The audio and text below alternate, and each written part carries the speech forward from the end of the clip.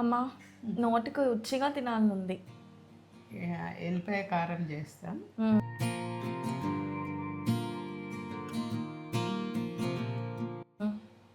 వాడిన కదా నాకు చాలా స్పైసీగా కావాలమ్మా. స్పైసీగానే చేస్తాం.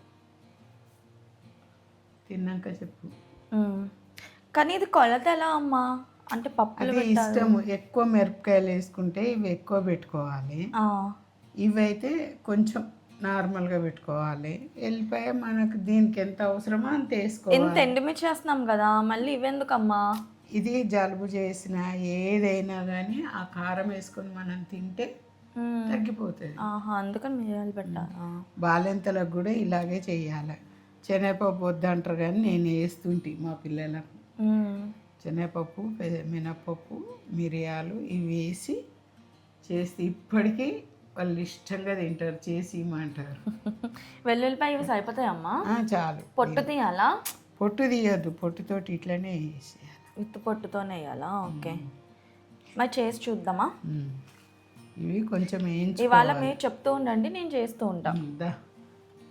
నూనె గిన్నె ఏమి వేయద్దు, ఉట్టిగానే వేయించాలి.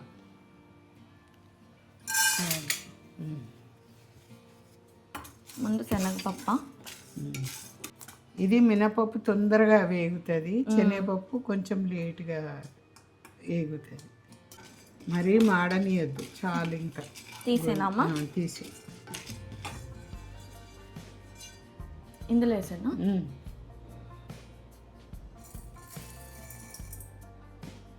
మాడితే బాగుంది. ఇది కలర్కి వచ్చినాయి కదా, తీసేసేనా? మళ్ళీ జర అయితే మాడిపోతాయి.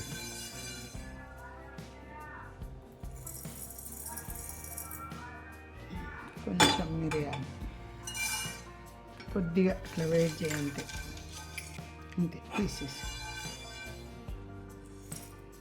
ఎండుమిర్చి ఏగని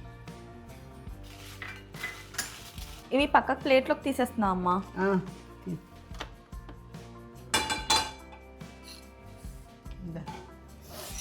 ఇది పొడి పేస్ట్ వేసేసుకుందామా?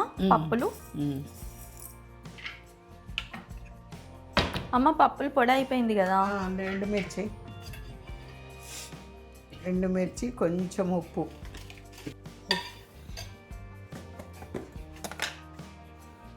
ఉప్పు ఎంత వేసుకోవాలమ్మా? కొంచెం సరిపోయేంత. ఇప్పుడు దీన్ని మిక్సీ పట్టేయాలి. మళ్ళీ మిక్సీ పట్టు. ఇందులో వెళ్ళిపోయాలి, పచ్చివే వేసేసుకోవాలమ్మా. ఇట్లనే వేయాలి.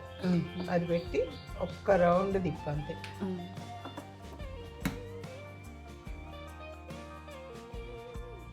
ఏం లేదు, ఇలా కలుపుకొని తీసుకోవాలంతే. అంతేనా అమ్మా? ఇందులో నూనె అవి ఏదొద్దు. తర్వాత మన ఇష్టం, నెయ్యి వేసుకోవచ్చు, నూనె వేసుకోవచ్చు, ఏదన్నా వేసుకోవచ్చు. కానీ వేడి వేడి అన్నంలో వేసుకుని వాసన ఎట్లా కదమ్మా?